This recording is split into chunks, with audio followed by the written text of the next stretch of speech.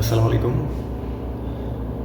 আজকে আমরা সংক্ষেপে আলোচনা করব হার্টের অপারেশন পরবর্তী সেরে ওঠার সময়টা রোগীদেরকে কী কী জিনিসগুলো খেয়াল করে সামনের দিকে এগোতে হয়।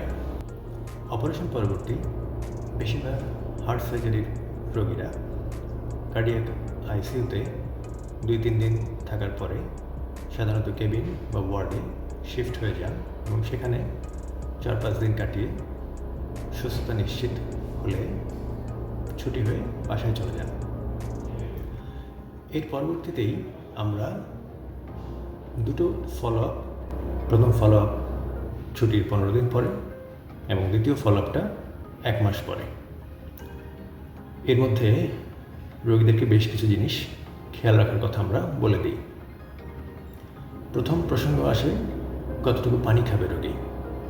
হার্টের অপারেশনের পরে সুস্থতা বা সেরে উঠতে কিছু সময় লাগে। এই সময়টাতে আমরা পানির পরিমাণটা কম খেতে বলি রোগীদেরকে, সাধারণত 1 থেকে 1.5 লিটার 24 ঘন্টায়। এবং এই পানি বলতে আমরা খাবার পানি সহ চা, কফি, জুস, স্যুপ অর্থাৎ টোটাল ফ্লুইড, তার মানে সর্বমোট যে পানি, খাবার পানি সহ 1 থেকে 1.5 লিটার পানি 24 ঘন্টায়। আমরা সাধারণত বলে দিই আমাদের রোগীদের 1.5 লিটারের যে পানির বোতল পাওয়া যায়, মিনারেল ওয়াটার, সেখানে বাসার বিশুদ্ধ পানিটা ভরে নিয়ে সকাল 8টা থেকে পরের দিন সকাল 8টা পর্যন্ত কোন বেলায় কতটুকু পানি খেতে হবে, কতটুকু পানি ওষুধ খাওয়ার জন্য লাগবে, সেটা ভাগাভাগি করে আগাতে হবে। এই পানির পরিমাণটা আমরা সাধারণত অপারেশনের পরে 1.5 থেকে 2 মাস বা কোনো কোনো ক্ষেত্রে 3 মাস পর্যন্ত কম রাখতে চাই। এরপরে আমরা ধীরে ধীরে পানির পরিমাণটা বাড়াই রোগীর অবস্থা বুঝে। রোগীর কিডনি ফাংশন কেমন, রোগীর হার্ট অতীতে বড় ধরনের হার্ট অ্যাটাকের কবলে পড়েছিল কিনা, হার্টের ফাংশনিং ক্যাপাসিটি অর্থাৎ LVEF বা লেফট ভেন্ট্রিকুলার ইজেকশন ফ্র্যাকশন কেমন, সেগুলো দেখে ধীরে ধীরে পানির পরিমাণটা আমরা বাড়াতে বলি। এরপরে অবশ্যই ওষুধ খাওয়ার বিষয়টিও গুরুত্বপূর্ণ। প্রেসক্রিপশানে যেভাবে ওষুধগুলি সাজানো থাকে সেগুলো আমরা রোগীদেরকে বুঝিয়ে বলি। প্রথম দিকে 7-8টি ওষুধ থাকলেও 3 থেকে 6 মাসের মধ্যেই ওষুধের সংখ্যা কমে 3 থেকে 4টিতে চলে আসে এবং পরবর্তীতে যদি রোগীর ডায়াবেটিস না থাকে বা রোগীর হাইপারটেনশনের সমস্যাগুলি না থাকে তাহলে ওষুধের সংখ্যা আরও কমানো সম্ভব হয়। রোগীকে আমরা ছুটির পরে বাসায় গিয়ে নিয়মিত গোসল করতে বলি, সম্ভব হলে প্রতিদিন, এবং মাথায় শ্যাম্পু করবে, সাবানের ফেনা ব্যবহার করে ময়লাগুলো পরিষ্কার পানি দিয়ে ধুয়ে ফেলবে। কোনো ডেটল বা হেক্সিসল এগুলো ব্যবহার করার প্রয়োজন নেই। আমাদের উদ্দেশ্য শরীরে ঘাম এবং লবণ যাতে জমে অপরিষ্কার না হতে পারে। সেলাইয়ের জায়গাগুলোতে আমরা বলি সরাসরি শক্ত সাবানটা যাতে ঘষা না লাগে। এই জায়গাগুলোতে সাবানের ফেনা দিয়ে হালকা করে পরিষ্কার করা যেতে পারে। আসলে প্রতিদিন গোসল করলে এই যে একবার করে সেলাইয়ের জায়গাগুলিও ধৌত হয়ে যায়, এটি এক ধরনের ড্রেসিংয়ের মতো কাজ করে। আলাদাভাবে শুধু অ্যান্টিসেপটিক মলম, যেটা আমরা হসপিটাল থেকে ছুটির কাগজে দিয়ে দিই, সেটি ব্যবহার করা ছাড়া আর কোনো ড্রেসিংয়ের প্রয়োজন নেই। আমরা বেশ কিছু ব্যায়াম শিখিয়ে দিই। এর মধ্যে 3 বলের একটা মেশিন, যেটাকে স্পাইরোমেট্রি বলা হয় বা ইনসেন্টিভ স্পাইরোমেট্রি, এটা আমরা রোগীদেরকে শিখিয়ে দিই কীভাবে এটা দিয়ে ব্যায়াম করতে হবে। এর উদ্দেশ্য হলো রোগীদের বুকে শিরা স্থানে হালকা ব্যথা থাকতে পারে, যেহেতু প্রতিটা শ্বাসের সাথে আমাদের বুক উঠে নামে অর্থাৎ নড়াচড়া করে। যে জায়গায় সেলাই থাকে সেখানে এই নড়াচড়াতে হালকা ব্যথাবোধ থাকতে পারে। অনেক রোগী ভয়ে লম্বা শ্বাস নেন না বা হাঁচি কাশি দিতেও ভয় পান। আমরা ওষুধগুলো যেভাবে সাজিয়ে দিই তার সাথে এই ইনসেটিভ স্পাইরোমেট্রি অর্থাৎ শ্বাসের ব্যায়ামের মাধ্যমে রোগী যাতে বুক ভরে বুক ফুলিয়ে শ্বাস নেয় সেটি নিশ্চিত করতে চাই। এতে রোগীদের ফুসফুসের ভিতরে কোথাও কোনো সর্দি কাশি বা কফ জমে থাকতে পারে না। আমরা খুবই এনকারেজ করি এই ব্যায়ামটি করার জন্য। এছাড়া অন্যান্য ফিজিওথেরাপিও ব্যায়ামও আমরা রোগীদেরকে শিখিয়ে দিই, সেগুলি তারা প্রথম 3 মাস করতে পারেন।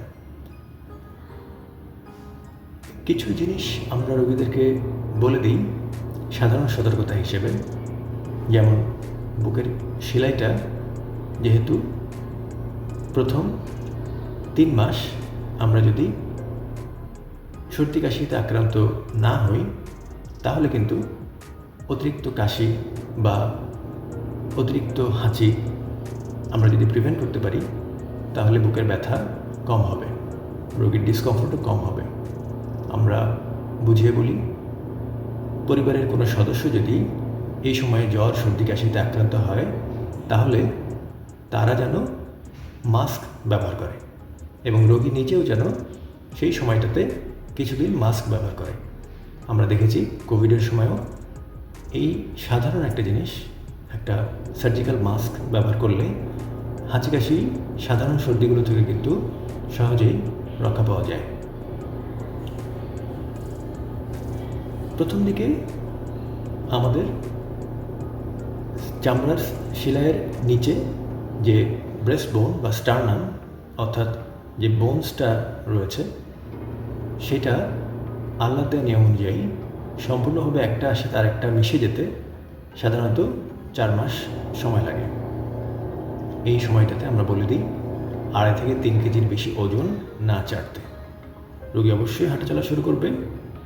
অপারেশনের 2 সপ্তাহের মধ্যেই বাসায় গিয়ে রোগীরা বাসাতেই হাঁটাচলা করে। 2 সপ্তাহ পরে প্রথম ফলো-আপে সব কিছু স্বাভাবিক থাকলে রোগীরা বাজারেও যেতে পারে, আত্মীয় স্বজনের বাসায় ঘুরতে যেতে পারে বা বেড়াতে যেতে পারে। তখন ইচ্ছা করবে আমি হয়তো 1 কেজি ফল কিনলাম বা একটা জুসের বোতল কিনলাম।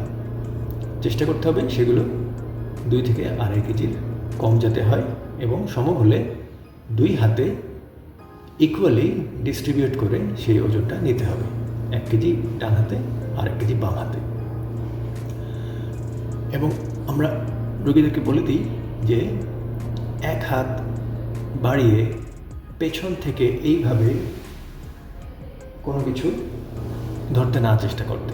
যেমন আমরা বাসায় বসে টেলিভিশন দেখি, পেছনে হয়তো রিমোটটা আছে, সেটা নেওয়ার জন্য 1 হাত স্ট্রেচ করলাম। তাতে করে কি বুকের মধ্যেখানে একটা আনইকুয়াল পুলি বা টান পড়ে। এগুলো কিন্তু হিলিংয়ের জন্য বা বুকের বোনসগুলোর সেরে ওঠার জন্য অন্তরায়। পেশেন্ট ব্যথাবোধও বেড়ে যেতে পারে। অথবা রোগীকে আমরা বুঝিয়ে বলি বাসে বা কোনো রিক্সায় ওঠার জন্য 1 হাত ধরে যেন ঝুলে না পড়ে, তাহলে কিন্তু আনইকুয়াল একটা টান বুকের এই শিলার উপর এসে পড়ে। এগুলো খুব কমন সেন্স, কিন্তু আমরা জানি রোগীদের এই ব্যাপারগুলিতে সতর্ক হওয়া প্রয়োজন। আমরা বুঝিয়ে বলে দিই। 3 মাস পরে এই জিনিসগুলো কিন্তু অনেকটাই সহজ হয়ে আসে এবং 4 থেকে 6 মাসের মধ্যে গিয়ে রোগী নিজে মোটরসাইকেলও চালাতে পারেন, ড্রাইভিংও করতে পারেন, যে কোনো ধরনের মুভমেন্ট করতে পারেন, চিকিৎসক যদি বলেন যে তার ক্ষত সুন্দরভাবে সেরে উঠছে। এই জিনিসগুলো একটু মনে রাখতে হবে। আরেকটা জিনিস আমরা খুবই গুরুত্ব দিই, যাদের বাইপাস অপারেশন হয়েছে তাদের পা থেকে শিরা নেওয়া হয়ে থাকে।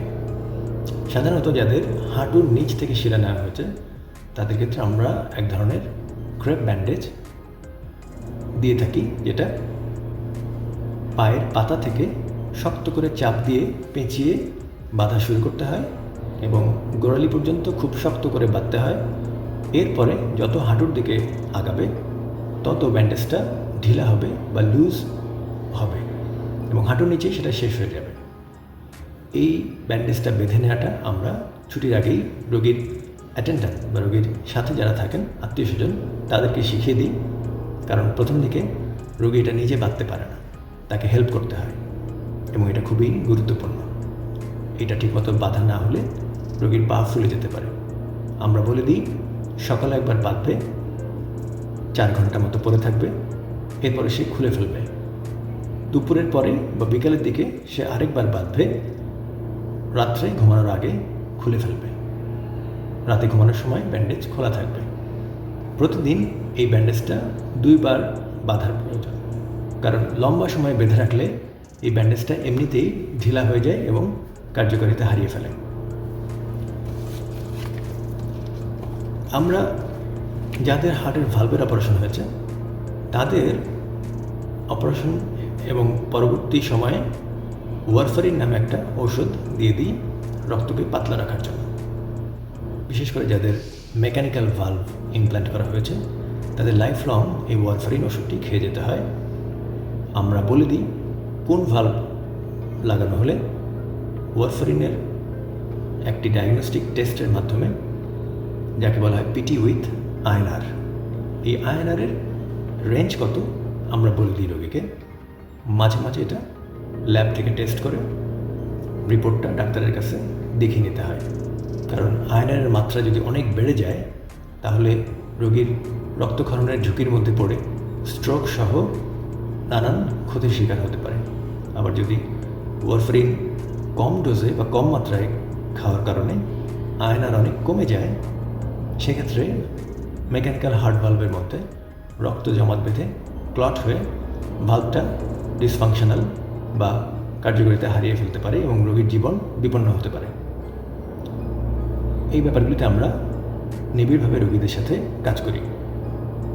কি কি খাবার খাওয়া যাবে না, কি কি খাবার খেলে এই আয়রনের মাত্রা অনিয়মিত হয়ে পড়তে পারে, এই ব্যাপারে আমাদের রোগীদের সাথে ঘন ঘন কথা বলতে হয়।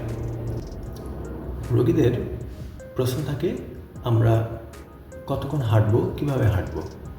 এটি খুবই গুরুত্বপূর্ণ, কারণ আমরা চাই কোনো ধরনের ভারী ব্যায়ামের প্রয়োজন নেই।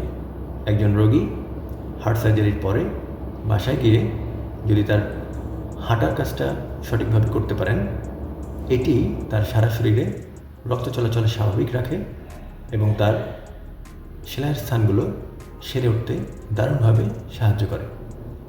এটি তার হার্টের সুস্থতাও নিশ্চিত করে। আমি আমার সব রোগীকেই বলে দিই হাঁটার পরিমাণ ধীরে ধীরে বাড়াতে হবে। অর্থাৎ বাসায় গিয়ে রোগী যদি 2 বেলা 10 থেকে 15 মিনিট করে হাঁটেন, এটি তার হাঁটা চলার শুরু।